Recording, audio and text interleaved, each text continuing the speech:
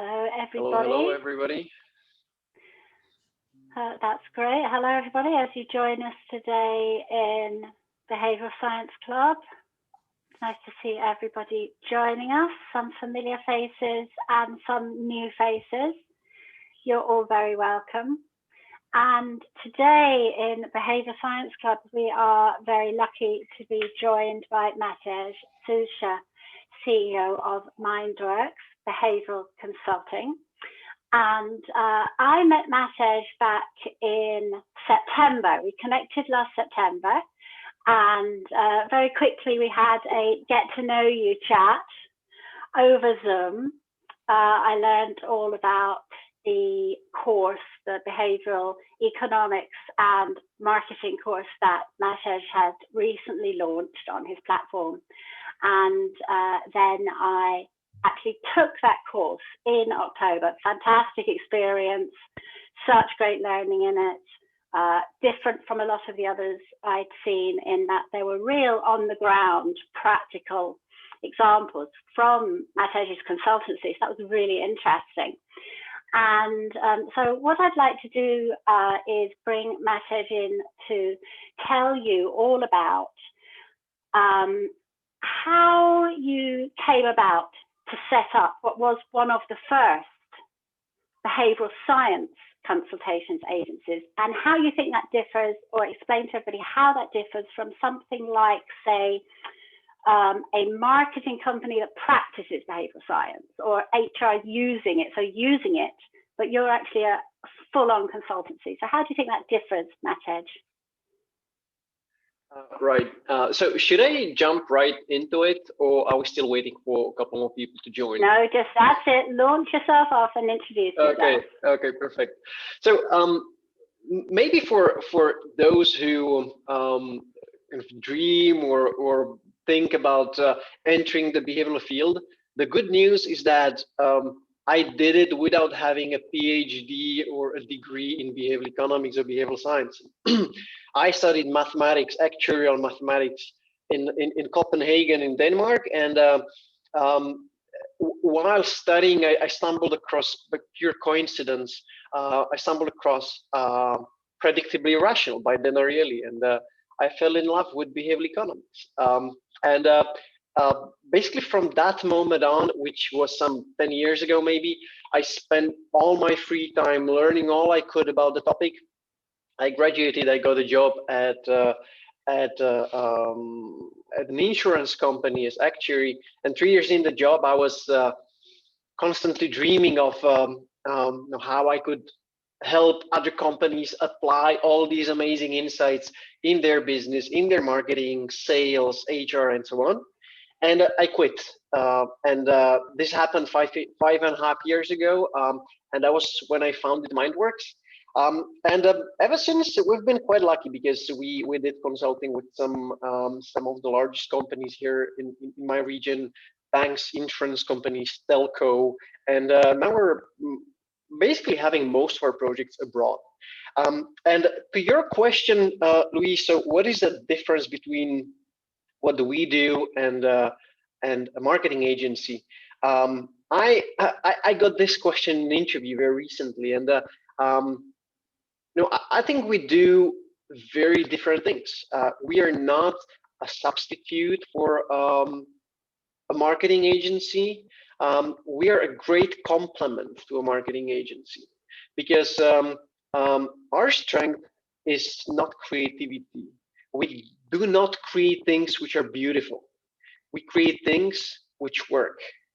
And so what we bring to the table, and very often, in projects for different clients, we meet with their marketing agencies and we work on projects together, because what we bring to the table is, I call it a behavioral mindset. And that's the way how to look at customers. And when I say customers, it's not necessarily customers or people who I want to sell to. It can very well be, employees, because in some instances, they are basically my customers. They are those who I want to influence. It can be, we did a lot of projects in recruiting. And in this case, the people who we want to influence are people out there looking for a job.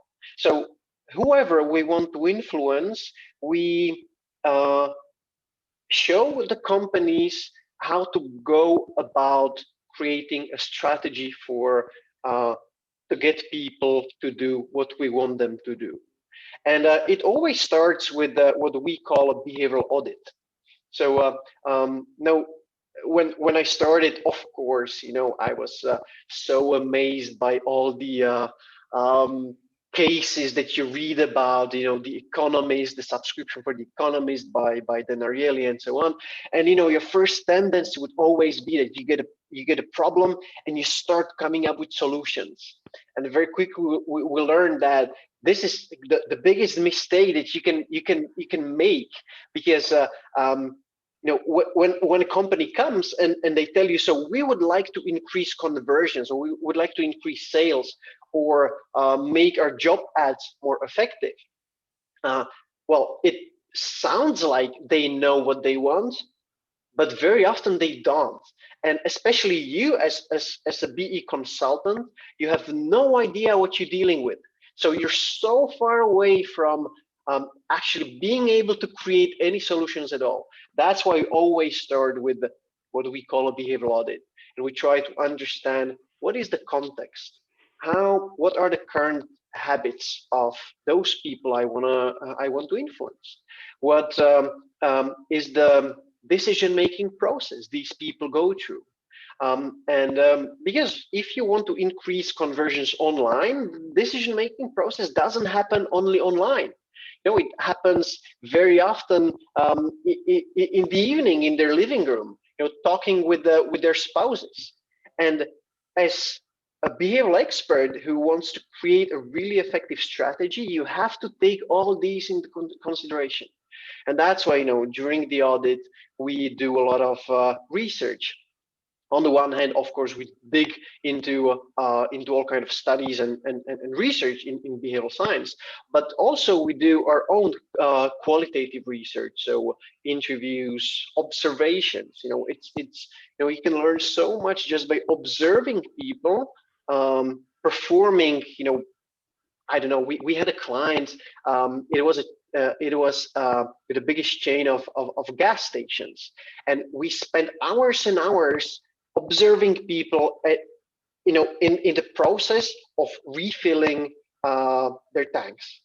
And you would be surprised how much you learn just by observing people. Of course, we do focus groups, we sometimes do questionnaires, we look in the data, and based on all this, we get to understand the decision-making context. And only after that are we ready to start designing solutions. And so coming back to your question, what is the difference? I think nearly no marketing agency does that. And if they do, they don't ask the same questions. And what we try to discover, what we try to understand is something a bit different from the traditional marketing approach. So this is basically what makes us different from marketing agencies. And when it comes to the solutions, of course, the solutions are also very different. At the end of the day, it can boil down to a direct email or a banner or, I don't know, a call script. But what you say in the email, what you say in the call script will be very different, because we use all these behavioral insights to design it.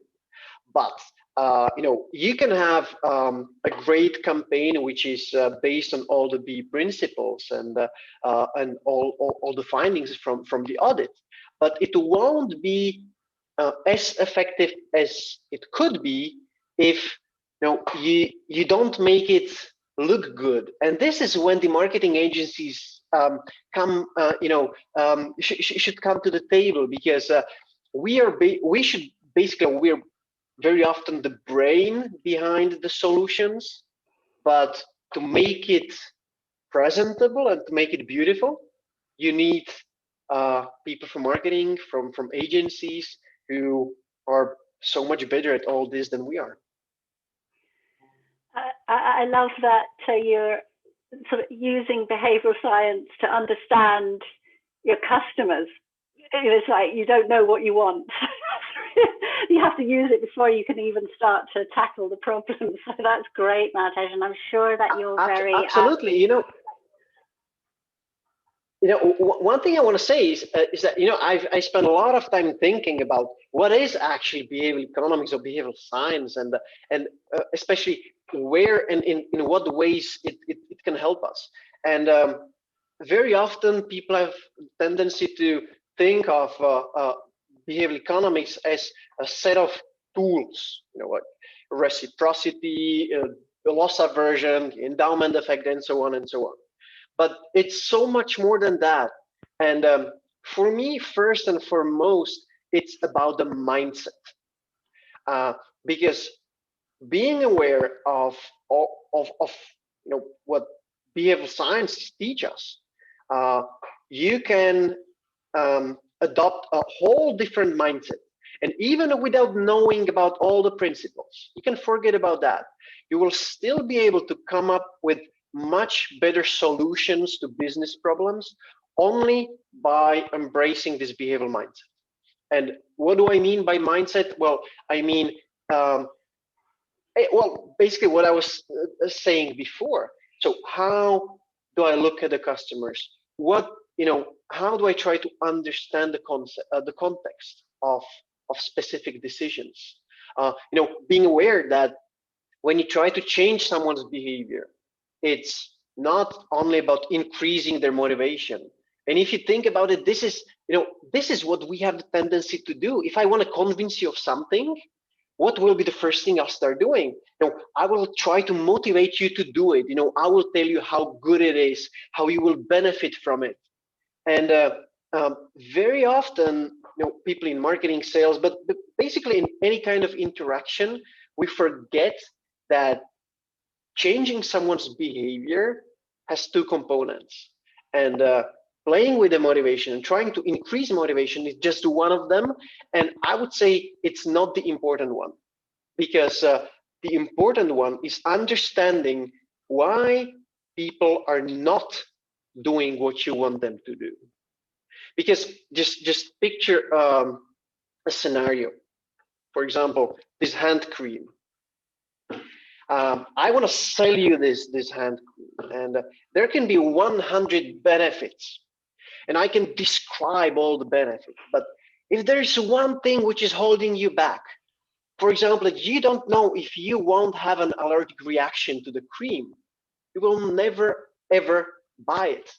And I can add 100 more benefits, so I will have 200 benefits. I will keep talking about the benefits, but you will not buy it. And it's not because you're not motivated enough. You're craving for the cream, you want to have it, but you won't buy it because there's this one thing which is holding you back, this uncertainty. And if companies don't embrace this, this view of customers, that first and foremost, you must understand what is holding people back, and what is making their life or the whole process of choosing more difficult. And very often it's not the objective factors, like the process is too complicated. Because this is the usual stuff in UX and UI. You try to make the process as easy as possible and remove all the unnecessary steps, and this is important, that's fine.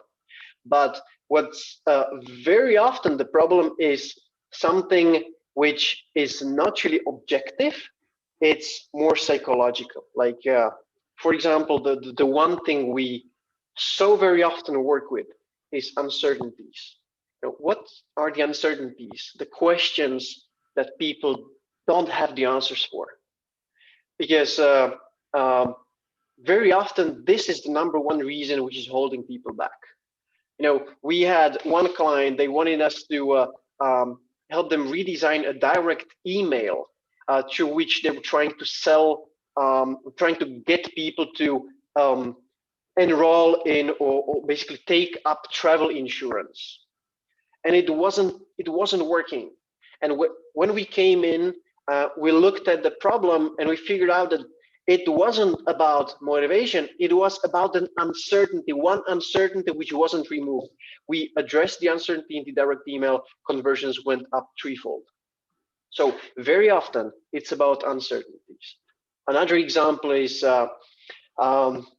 something we call perceived effort.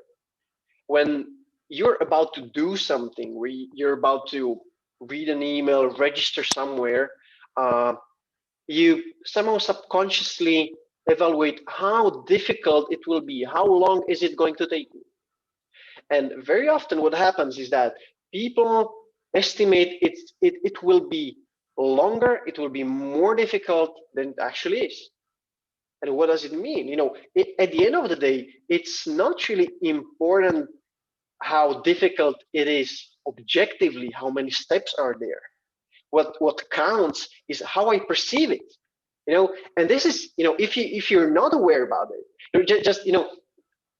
one of the most beautiful examples is, and which I think everybody has experienced, is you click on an article, say on LinkedIn, and it then opens, and very quickly, in a fraction of a second, you evaluate how difficult it's gonna be to read through the article. If you see the scroll bar tiny like that, there is a big chance that you won't go for it, that you will postpone it, because you feel like it will be a lot of time, it will be a lot of effort to read through the article. And that's why, for example, if I just give you the information, estimate reading time 4 minutes. Well, this is something which reduces this perception of effort. And if you see, okay, 4 minutes, that's fine, I have that amount of time, it's something quite easy to consume. You reduce the perceived effort, and there's so much higher chance that people actually will do what you want them to do. So basically, long story short, it's very much about the mindset, which you have to kind of embrace if you want to start applying all these insights in practice.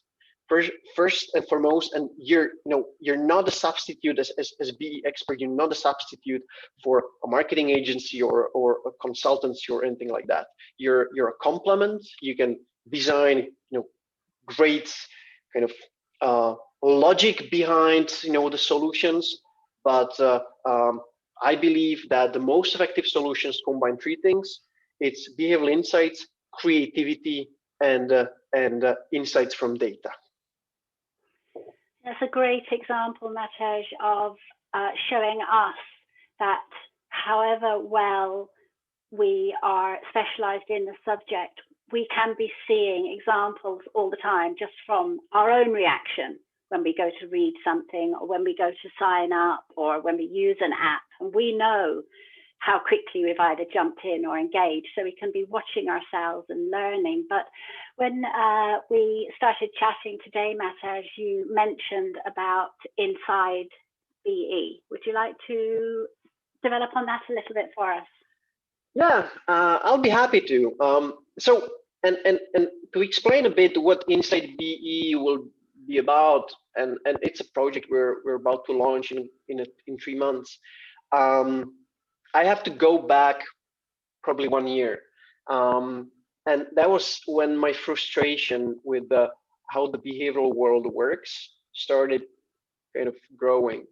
And because I realized, we launched this masterclass that you mentioned at the beginning, Behavioral Economics and Psychology in Marketing, with Rory Sutherland, Sam Tatum, and some other big names on board. And I was getting a lot of feedbacks from people, what they liked, what they would like to see more of. And over and over and over again, we were getting the same feedbacks, the same reactions when we asked people, so what were the parts that you liked the most? And everybody was saying it's the case studies, examples, practical examples of how I can use it in my own work, in my own business, and some step-by-step how-to guides, on how I should use it. And it made me think, because there are some courses out there, but basically, and many articles, all kind of initiatives, podcasts, and email lists, and so on, which is great. but none of them basically shows people how to use it in practice. And from my experience, this is what people want. And so I started reaching out to behavioral experts all around the globe. I started talking to businesses, to professionals out there, and trying to understand if they would be interested to have access to one place on the internet which would be dedicated to behavioral economics in business. And the overwhelming answer was yes. So what we decided to create is insidebe.com.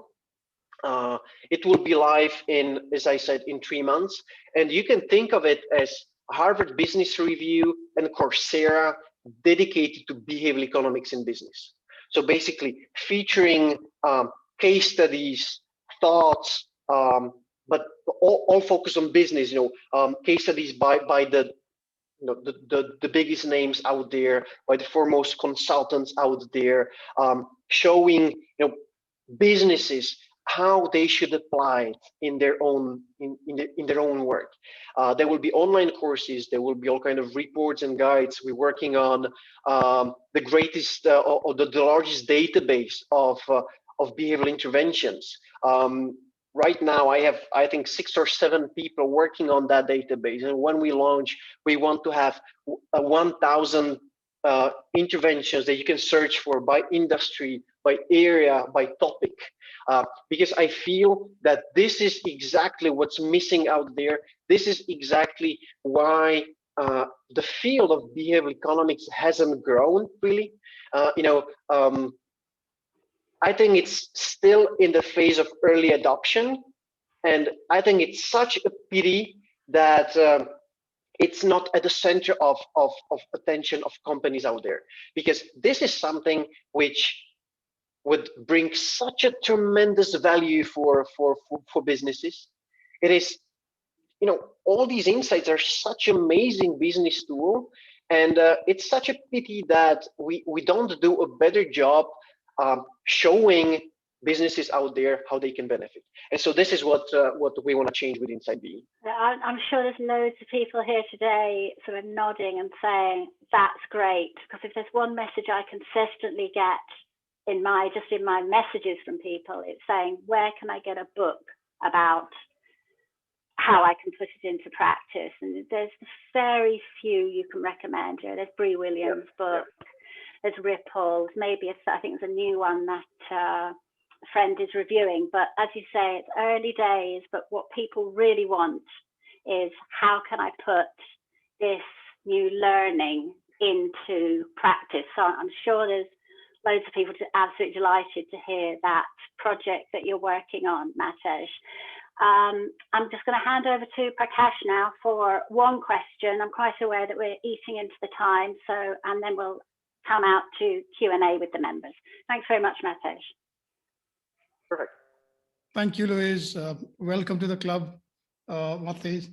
I already told you briefly about what the club is, but just to give you a small idea again, we have, and you will see in the interaction with right now, for people who have just joined us for the first time today, and I can see a couple of people out here.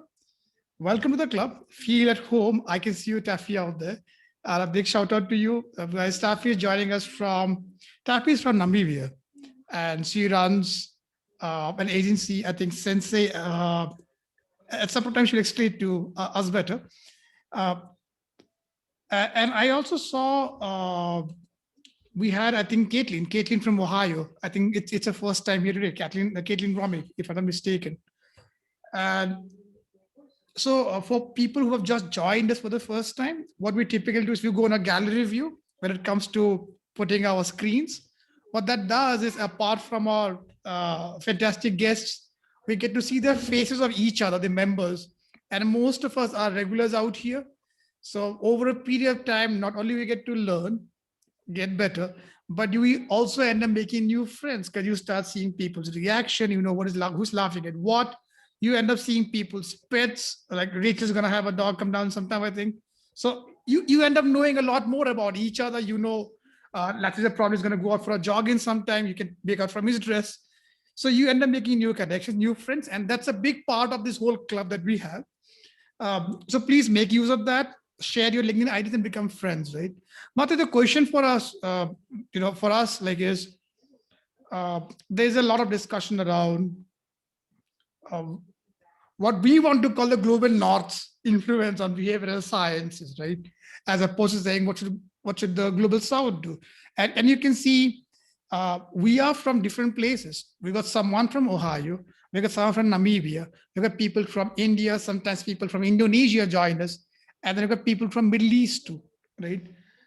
Uh, as as behavioral science starts taking a foothold in these different places in the world, uh, is there some guide, some advice, some suggestion that you could offer to different practitioners, which can make their offerings, let's say, more well-rounded?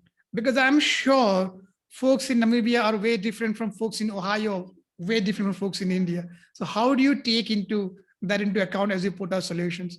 Some suggestion around there would be, I think, helpful for us. So what exactly do you have in mind? So when it comes to designing solutions and advice to, or when it comes to selling their services? Both, because on one part you have both. Okay. Both. Yeah, let's make it a little difficult for you. Both of them, why not? All right. Okay. Fine. So okay, I think I've got the answer. I think what all the research in behavioral economics gives you are amazing tools to come up with great hypotheses. But I think an integral part of what we do and what other consultants should try to do is testing. Because there's no silver bullet. There's no one. It will never ever happen that social proof, for example, will work the same on everybody and in every culture and in every situation. We had cases where social proof backfired in an SMS campaign. We had an amazing case where social proof increased conversions by 138%. And we would never ever know that if we had not tested. So I think testing your interventions should be an integral part of what you do. I know it's not always possible, but don't strive for perfection. Because if there's someone from academia, they will hate me, but there is a big difference between behavioral scientist and a behavioral practitioner. I'm not a scientist. I'm not a behavioral economist. I don't do research. I see myself as someone translating research into business language and then applying it. And I see it with all of our clients. Honestly, they don't really care if you test it in 100% according to textbooks, or if you use exactly this one principle and you're able to measure the exact impact of that one principle. They're interested in whether the results improve or not. So I think one of the barriers in applying all these insights is that it sounds and looks very academic and theoretical, and I think this is a problem. We should test, but if you can't do a proper A/B test, I don't think it shouldn't be a reason why you won't even try. You can at least try to do some other kind of test, or pilot or a pre-testing or anything, but the testing part is important. And so that's, I think, the answer to your first question.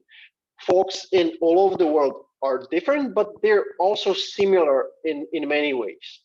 We have a project for an international bank, and we work in 10 different countries. We're still using the same tools, but it can very well be that hypothesis number 7 will work better in one country, and hypothesis 3 will work better in another country. And this is the fun of it. And when it comes to selling, basically you have to do what you preach also when you sell. And here I would be coming back to what I was talking about just a minute ago, and that's uncertainties. Understanding all the uncertainties of your potential clients.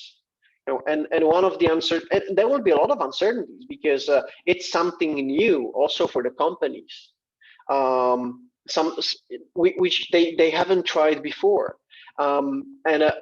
What's helping us a lot is telling companies, look, we believe in what we do. That's why we're fine with tying our compensation to some KPIs or sharing profits that we help bring in. And this is the way we work with a couple of banks and with some other companies. It's helping to reduce the fear of unknown that companies can experience, and it gives you an option to if you really design good solutions, then your compensation will be higher. Simply, of course, but you have to split the risk with the companies, and I think this is fair. So this is what I would suggest. As a way to lower the barrier to working with you.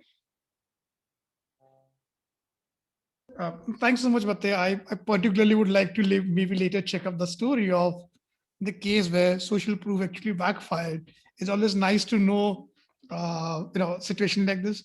A good amount of our previous guests have also harped on this and help us understand how for the client, they don't really care beyond the point whether they're using behavioral science or economics or voodoo or black magic, as long as their problem is solved.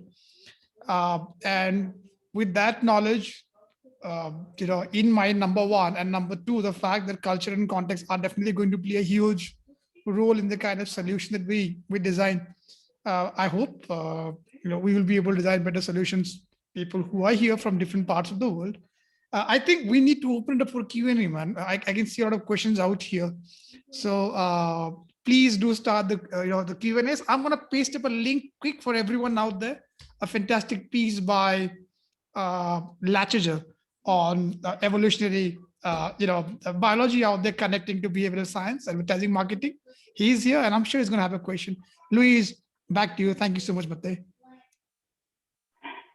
Thanks, Prakash. Thanks for that acknowledgement, Lachager. It's like, yes, my fans.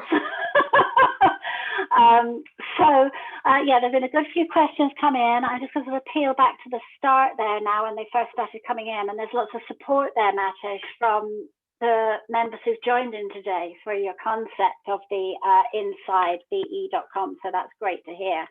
And thanks a lot for that, guys. So we will be live in 3 months. So hope to see you there. Yeah. So Balakrishna, are you here with us still? Hello, Balakrishna. I'll ask the question. You can jump in if you manage to unmute yourself. So Balakrishna was asking whether brands are not sharing successfully interventions as case studies widely to avoid being viewed as influencing, manipulating consumers. And I think that's a theme that comes up quite regularly. So would you like to comment on that, Matej? Yeah. This is a topic close to my heart because once again, my view is maybe a little bit controversial. Just imagine the following scenario: you have 2 guys or 2 girls, doing marketing for 2 different companies. One of the girls has been reading a lot about behavioral economics, and now she's able to design a campaign which will be 50% more effective than the second girl who hasn't been reading about anything. Thus, does it make this first girl less ethical and more manipulative? I don't think so. No, it just makes her a better marketer. So my view is that the question of ethics is very important, but we shouldn't ask the question whether applying behavioral insights is ethical or not, because these are just tools, and tools are neither good and neither bad. We should be asking the question: is trying to achieve what I'm trying to achieve ethical or not? And I think here it is exactly the same question that you should be asking yourselves, whether you're a salesperson, a marketer, or a BE consultant, because it doesn't matter if you're using social proof. It matters if you're lying, and it matters exactly the same as BE consultant as a marketer. So I think there is. I was in a panel discussion, I think 3 weeks ago, exactly on this topic, and I think that there is too much emphasis on the ethics, because it's, what it causes is a lot of uncertainty also for companies. Well, should I try it or should I not try it? Because, well, I might be perceived as manipulative. I think this is not what they should be asking themselves. I think it's only raising more questions than, it's doing more harm than good. So I think we should be, sorry, my phone is ringing here. We shouldn't be overly concerned with the ethics of behavioral interventions. We should be concerned with the ethics of what we're trying to achieve. So this is my answer. Thanks, Matej. It's great to have your take on that, because as you say, it's certainly something that seems to repetitively come up in debates at the moment. Sanika, you've put up a couple of questions. Would you like to put a question to Matej, please? Yeah, hi. So my question is basically, in terms of, you spoke about like increasing and driving motivations before. So I wanted to know if you had any particular insights that stood out to you recently when you've been applying behavioral economics in terms of increasing and driving motivations. Well, basically, I guess you're a bit familiar with all the BE principles, and I think you can divide the principles into principles which help increase motivation, and in principles which help decrease friction. So, for example, if you talk about social proof, that's something which helps increase motivation most of the time. Even though social proof can also be an amazing tool to decrease uncertainty. So, I mean, it can work in both ways. But for example, choice overload. Choice overload and reducing choice overload, it's not about increasing motivation. It's about decreasing friction and making it less difficult. So basically, the answer to your question is in nearly every of our projects, we work with both. Sometimes it's explicitly about understanding what are the motivating drivers of customers, and then tapping into those. Sometimes it's just in a subtle way by using all those social proofs, reciprocity, loss aversion, and so on. Does this answer your question? Yes, pretty much. Thank you very much. Pleasure. Thanks, Sanika. And next, I'd like to bring in Andy Hoary. Are you with us, yep. Andy? Hi. Super. Do you want to go ahead with your question, Andy? Yeah, so just next you mentioned about working with marketing teams and like how they've got their own thing that they do, and you would say, I think you were emphasizing that you do make things that work, and I was just sort of curious about how important the creativity side of things is coming from your perspective, and maybe how much of it is thinking analytically and that side of things versus the creativity, and if you could provide any examples where you've done that sort of thing. Yeah, that's a good one. I think the analytical part is very important, especially in the early stages of project, because it helps you kind of decode what's happening, and where exactly on the decision making process you should try to deploy some solutions or some interventions. For me, guys that who I admire are Rory Sutherland and Sam Tatum from Ogilvy, because what they managed to do in their projects, in their intervention solutions, they managed to combine behavioral insights with creativity. And I encourage you to go to our YouTube channel, MINDWORX Academy YouTube channel. I had a webinar with Sam Tatum 2 weeks ago, and he spoke about some wonderful projects that they worked on, and it's a beautiful example of how you can apply still the same principles, but in a creative way. Yeah, so it's, I think at the beginning it's more about the analytics, so trying to understand what's the problem, how the solution could look like, when, where, and how you should deploy the solutions. When it comes to creating the actual solutions, it then is more about creativity, and we have it. My team is 5 consultants. We're a team of 7 altogether, and one colleague, she's our creative mind. She's not really good in crafting the logic of the interventions, but her time to shine comes when this part is done, and that's where my other colleagues are really strong, and her part basically starts when it's time to design the solutions themselves, so creating some copy and so on. So long story short, it's both, and they're different in different moments of a project.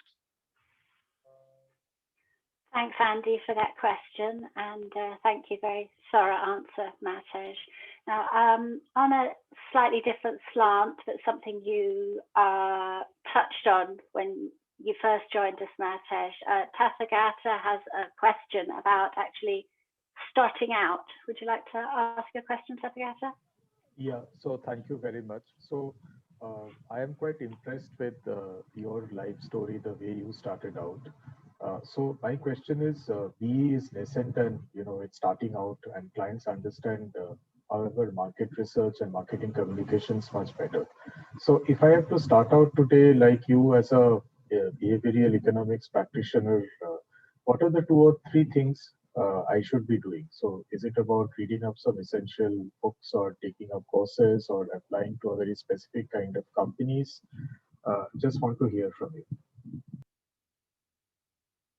Well, the number one advice is that I think you will, when you're just starting, you will never feel 100% confident going to a client and applying it. And I didn't feel confident, 5 years ago when I went to my first clients and tried to pitch it. And we got a lot of rejections, but you should do all you can to start applying it in practice, even if it's for free, because the key, and I think there's a huge gap between the academic knowledge and academic insights and the business applications. You can have someone with 15 PhDs in behavioral science, and well, this person can be a shitty consultant because they don't have the business feeling. And I think that you don't need to be a researcher, in order to be a great consultant. because as I said before, it's as much about the behavioral mindset as it is about the actual tools. So I guess you should first of all work on some basic level of insights and methodologies, but then you should go out there as quickly as possible and try to apply it, because by getting questions from potential clients, by seeing how these interventions turn out and so on, you will get the most valuable feedback. We learn the most on projects. When you get a project, you're facing a project, that's when you need to come up with something. And that's what will stimulate your creativity, your hard work, and you will have to manage it somehow. So get in those uncomfortable situations as soon as possible, and that's how you'll learn fast. And when it comes to how to enter the field, I don't know. Well, I guess you can either try to be a pioneer within your organization where you're working right now. I don't know if that's possible. You can try to join Prakash, for example, at his company, or you can try to join me at my company. That's another option, or you can start by yourself. But I don't have a step-by-step guide on how to enter the field. But you made me think about a good idea, and that's that we should on Inside BE create an ebook for all those people interested in entering the field on what they should do and how to go about that. Thanks, Tethagata. You're giving Matej is using his entrepreneurial spirit there and having ideas on the ground. And I think that advice that Matej has given you is very much the case. Whatever business you're in, there's nothing like on the ground experience. It doesn't matter how long you've studied a subject. Yeah, even if you're a surgeon, I guess you should be a bit more careful if you're in medicine, for example. But yeah, we'd be working in market research in the field team where you're putting projects out all the time. We'd be infuriated when sort of the young grads would come in and they'd got all these fantastic ideas. They wouldn't know how to respond to a client to say, no, you can't do that, or that's not going to work in practice. It's not until you put in the years on the ground that you know what doesn't work. So I'm quite conscious of the time here now. I feel we haven't really talked much for those of the people who don't know about the course that you host, Matej, on your platform. So maybe you tell the members a little bit more about that, how it came about and what you feel. I know what I think about it, but what you feel it offers above and beyond other, similar things that are on offer. Right. So first of all, I know, guys, that you might have a lot more questions. So feel free to reach out to me, on LinkedIn or wherever, and happy to engage in the discussion. Also, go to insidebe.com and enter your email to be notified, once we launch.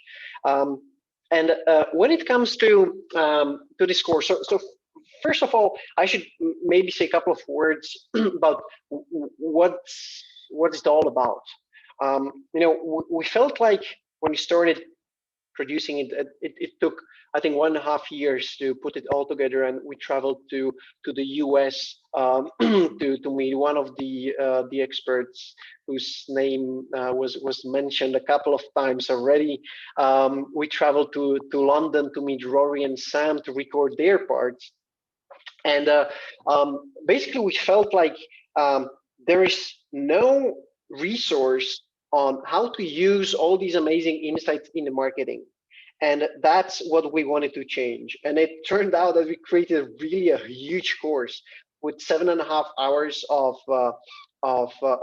video lectures and more than 400 pages of ebooks, which basically tell you step by step how to go about applying all these insights in marketing.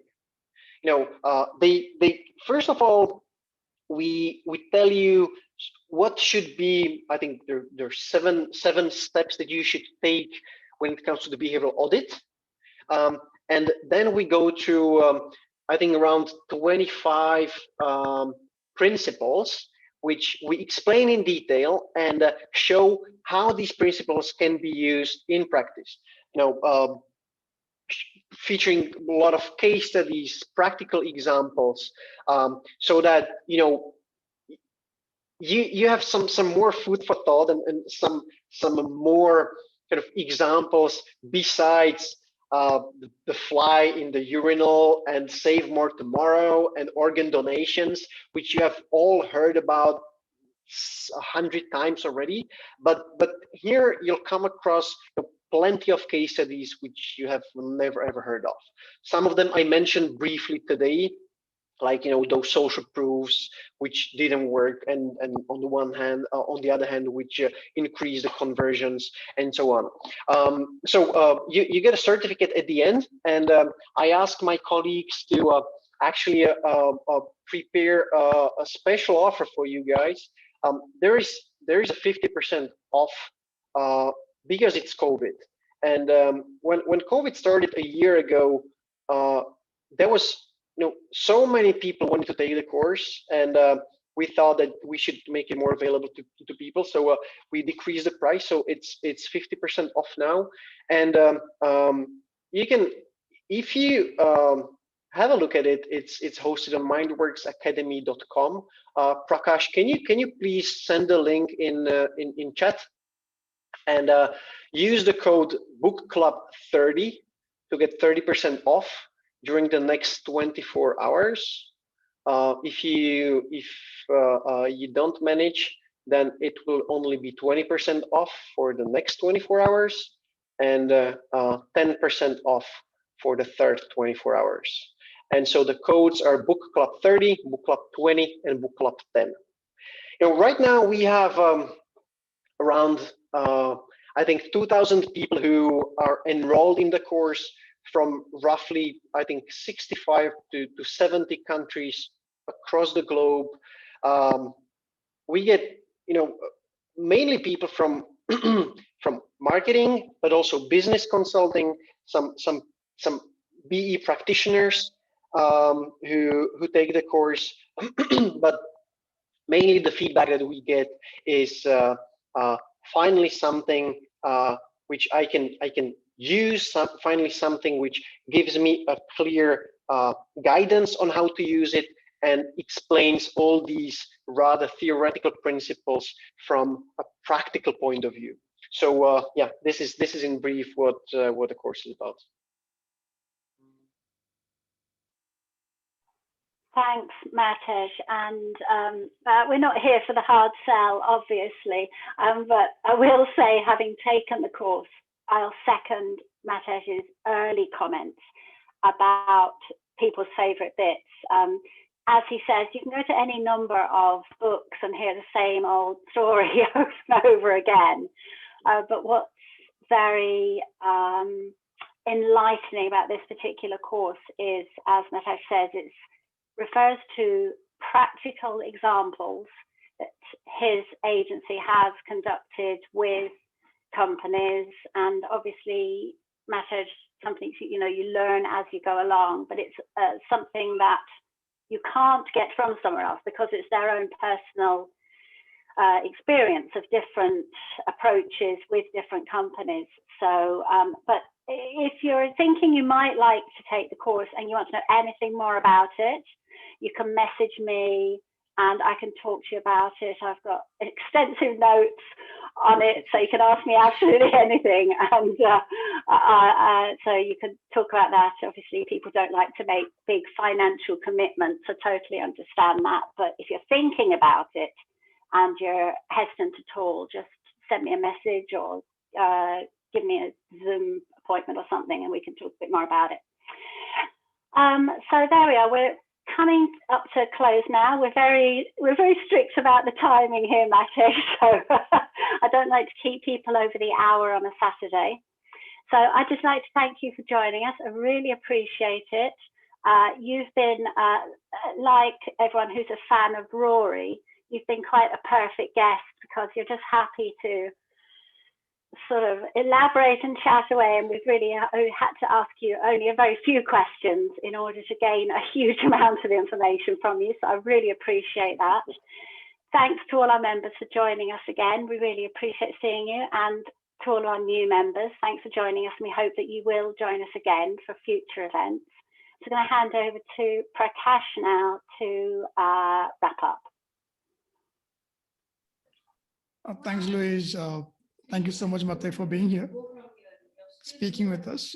We look forward to more news on Inside Be. We had a discussion about earlier separately about what kind of stuff you want out there. And it sounds extremely, extremely interesting. So we definitely look forward for that. For people who have joined us for the first time, I hope this is not the last time. Please keep on coming back. It's going to be a nice journey. So Tathagata, you had a very specific question about how does someone get into this field. I think one simple way is to just make sure, and I know you have been here on those sessions regularly on a Saturday night while you could have been chilling. So thank you so much for that. Taffy, I hope you'll keep on coming back. Catalina too, Caitlin too. Latches is always here, I know. So keep on making new friends. I think, building up the network helps a lot. And Mother, thank you so much. Wear your mask, stay safe. If there's a vaccine available, get your parents and other elderlies first, and then get one for yourself. But stay safe. Take care. Thanks a lot, guys, for having me and for the great work you do here. Happy applications of behavioral economics. And once again, if you have any questions, you want to pursue, the discussion, let's do it on LinkedIn. I'll be more than happy to answer all your questions. Take care. Bye-bye.